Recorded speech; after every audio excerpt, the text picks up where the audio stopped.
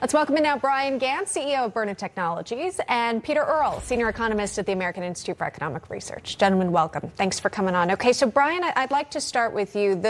Where we left off with Christina's reporting, Xi Jinping is on the move. He's trying to shore up alliances as the president doubles down on extra tariffs on semiconductors and pharmaceuticals. So what do you think happens next, and what does this mean for the cost of goods in the American markets? Well, it's no surprise to anybody, these tariffs. I'm a little shocked when people say that they were caught off guard. Donald Trump has been telegraphing this, his entire career. At Byrna, we've moved 90% of our supply chain to the U.S. Over the last 8 months in anticipation of this. And I think that there's a lot of other companies that have done so. I do think it's fair that there are some delays on certain products because there needs to be time to ramp up manufacturing in the U.S.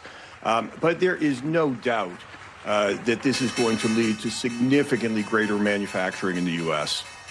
Yeah, a great point there. Is opening bell ringing right now. Trading begins. And speaking of, National Economic Director Kevin Hassett speaking about the equities market yesterday specifically. Here's what he had to say. Listen to this. Just before I came in, equities were up a lot. I think the equilibrium policies of the president are going to be very, very good for the country and for equities. If you think about it, we've got a massive tax bill that includes both individual side things for workers and lots of corporate things that would be a positive price shock for markets when realized if there's uncertainty about the tax bills.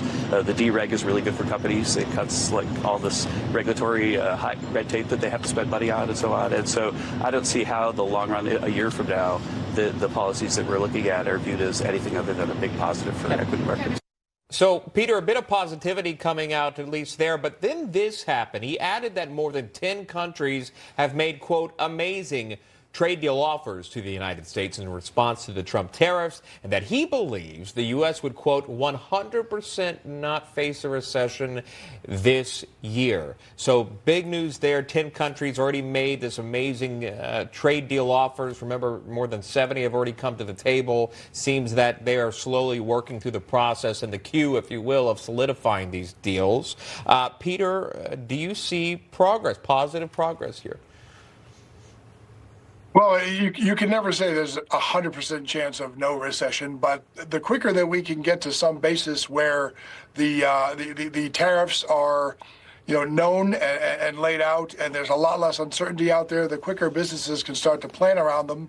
They can either, source inputs from other places, they can change their prices, that sort of thing. But as long as there's a lot of uncertainty, and as long as there's this sort of tendency to walk things back and change them at a moment's notice, that's not good for the economy. It's not good for business planning or for consumers.